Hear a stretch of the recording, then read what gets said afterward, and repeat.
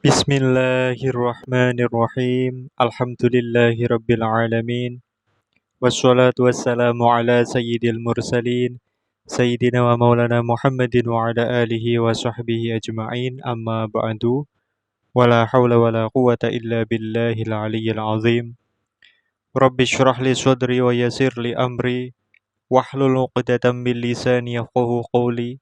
Subhanaka la ilma lana illa ma 'allamtana innaka antal alimul hakim. Allahumma rzuqna fahman nabiyyin wa hifdzal mursalin wa ilhamal malaikatil muqarrabin birahmatika ya arhamar rahimin. Allahumma aghnina bil ilmi wa zayyinna bil hilmi wa akrimna bit taqwa wa jamilna bil afiyah birahmatika ya arhamar rahimin. Rabbana zidna ilma warzuqna fahma waj'alna minas shalihin. Allahumma akhrijna min dhulumatil wahmi wa akrimna bi nuril fahmi waftah alaina bi ma'rifatil ilmi wa nawwir qulubana bi nuri hidayatika kama nawwarta syamsa wal qamar wa sahhil lana abwaaba fadlika ya arhamar rahimin. Amin ya rabbal alamin. Qala al muallifu rahimahullahu taala nafa'ana Allah bi ulumihi wa bi asrarihi fid dharaini amin ya rabbal alamin.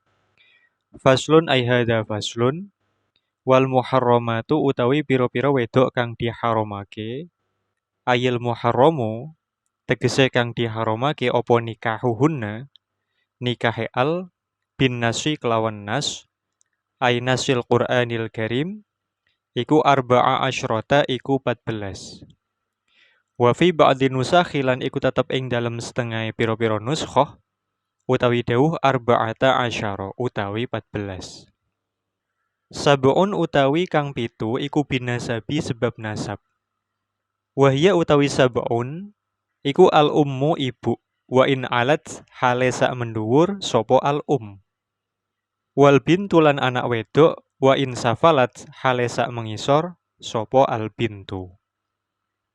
Amal makhluqatu anapun utawi wong wedok kang digawe min ma izina syakhsin saking banyu zinane wong suwiji fatahilu mongko iku halal sapa al makhluqah lahu kaduwe syakhs alal asohi ingatase kol kang asoh lakin ma'al karohati tetapine sartane karohah yakni makruh wasawaun lan iku podo kanat utawi yen to ana sapa al mazniyu wong wedok kang dizinani sapa biha kelawan al iku mutawi'atan iku nurut aula utawa ora ai aulam takun mutawi'atan wa amal mar'atu lan anapun utawi wong wedok fala yahilu mongko iku ora halal laha kaduwe mar'ah sapa waladuha sapa anake mar'ah minaz zina saking zina. Pada fasal ini Al-Allamah Asy-Syaikh Ibnu Qasim Al-Ghazzi rahimahullahu taala di dalam kitab Fathul Qorib beliau menjelaskan berkaitan dengan al-muharramat, yaitu perempuan-perempuan yang haram dinikahi. Beliau mengatakan bahwa perempuan-perempuan yang haram dinikahi berdasarkan nas Al-Qur'anil Karim itu ada 14. Sebagaimana misalnya yang disebutkan di dalam firman Allah Subhanahu wa taala, "Hurrimat 'alaikum ummahatukum." Al-ayah. Kemudian dari 14 ini beliau mengatakan bahwa terdapat 7 wanita yang haram dinikahi oleh sebab nasab.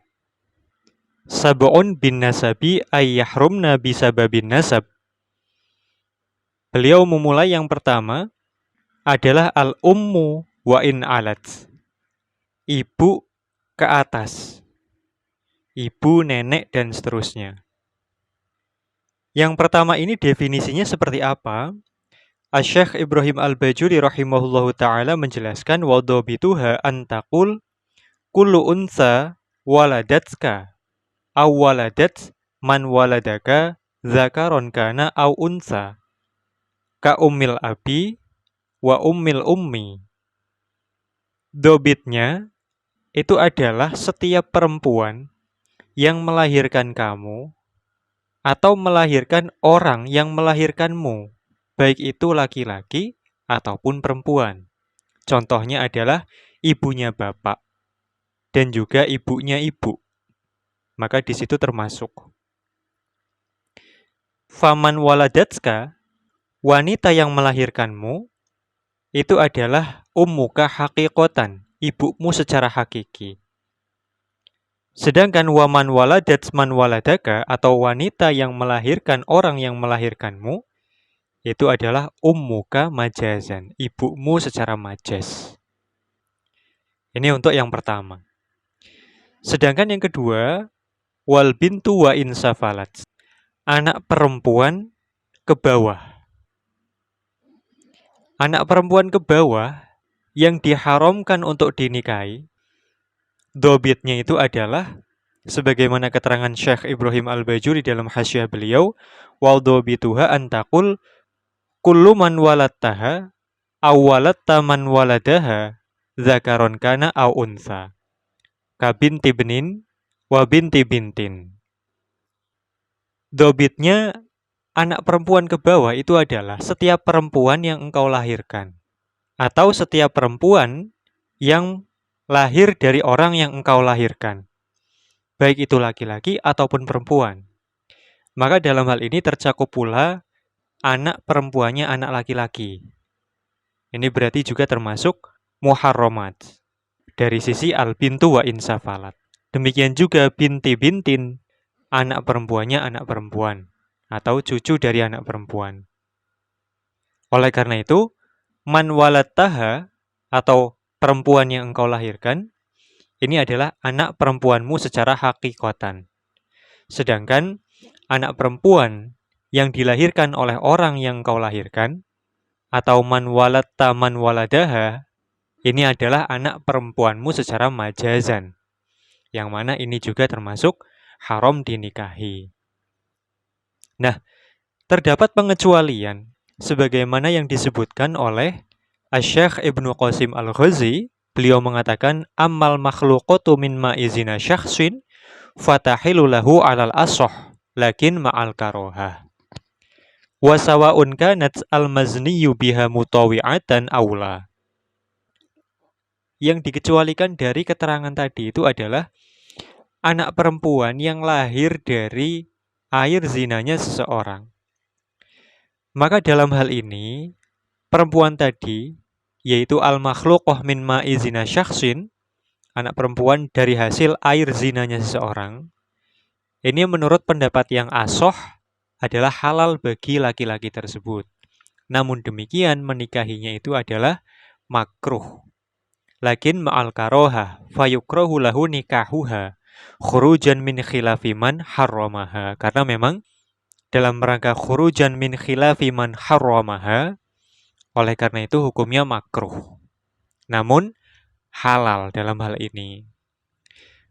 Nah, kemudian kenapa kok al-makhluqah min ma'izina syakhsin itu halal dinikahi menurut pendapat yang asoh?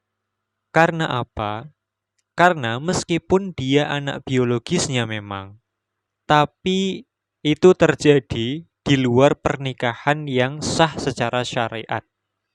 Dalam hal ini, di dalam perzinaan.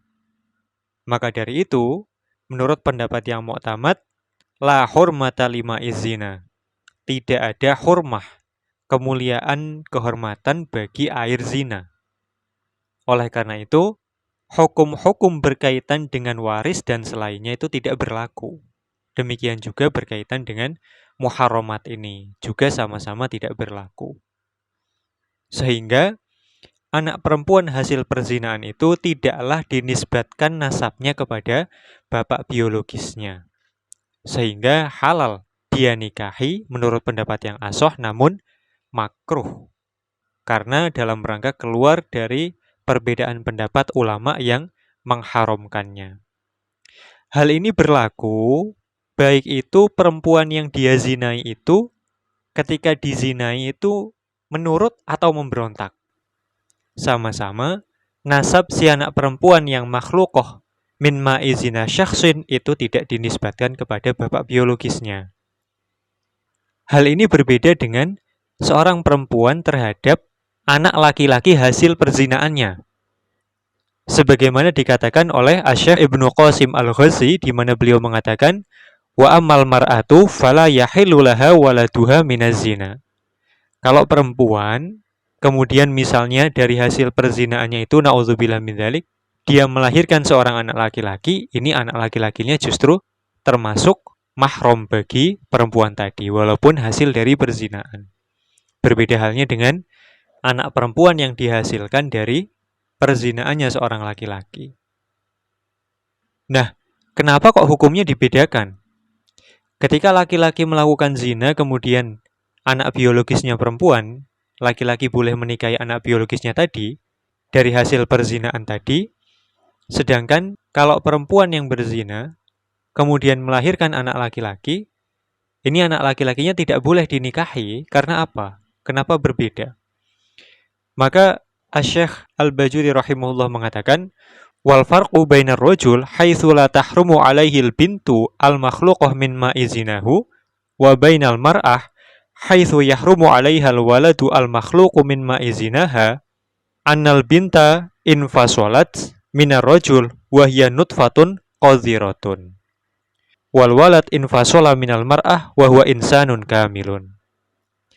Bedanya adalah kalau anak perempuan hasil perzinaan itu, dia itu ketika terpisah dari bapaknya yang biologis itu, dia terpisah sebagai bentuk air yang hina, nutfah atau mani yang hina dan menjijikkan.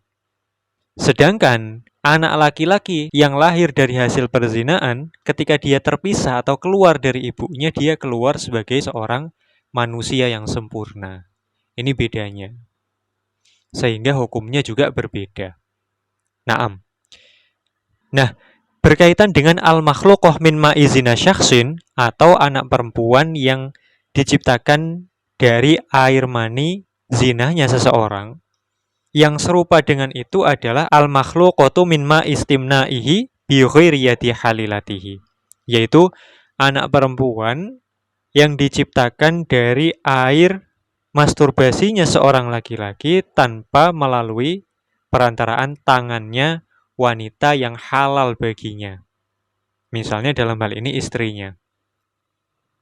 Maka ketika misalnya laki-laki melakukan masturbasi, yang mana masturbasinya itu dia lakukan dengan tangannya sendiri, ini berarti bi ghairiyati halilatihi, kemudian air maninya dia masukkan ke dalam vagina istrinya misalnya, kemudian terjadi pembuahan dan istrinya kemudian hamil, maka dalam hal ini anak yang dilahirkan itu ketika itu perempuan, maka termasuk al-makhluqah min ma istimna'ihi bi ghairiyati halilatihi, yang mana berarti nasab anak tadi tidak dinisbatkan kepada bapak biologisnya walaupun itu di dalam bingkai pernikahan. Maka mesti hati-hati. Berbeda halnya misalnya ketika seorang suami, seorang laki-laki misalnya melakukan masturbasi tapi dengan tangan istrinya. Misalnya kemudian keluar air mani dan air maninya itu dimasukkan ke dalam vagina istrinya. Maka tidak termasuk al-makhluqah min ma istimna'ihi bi ghairiyati halilatihi. Karena termasuk dia berarti menggunakan tangannya halilahnya atau istrinya dalam hal ini. Berarti anaknya itu haram baginya untuk dinikahi dan nasab si anak perempuan tadi bisa dinisbatkan kepada bapaknya tadi. Nah, ini yang perlu diperhatikan. Naam. Ini berkaitan dengan al-bintu wa insafalat. Nah, ini adalah 2 wanita dari 7 wanita yang haram dinikahi oleh sebab nasab. Insya Allah pembahasan selanjutnya yaitu perempuan ketiga dan sampai ke-7 yang haram dinikahi sebab nasab, insya Allah akan dibahas pada pembahasan di lain kesempatan. Naam. Wal ukhtu syaqiqatan kanat awli abin awli ummin ilahuna wallahu a'lam bisawab. Subhanakallahumma wa bihamdik asyhadu an la ilaha illa anta astaghfiruka wa atubu ilaik. Subhana rabbika rabbil izzati amma yasifun wa salamun alal mursalin walhamdulillahi rabbil alamin.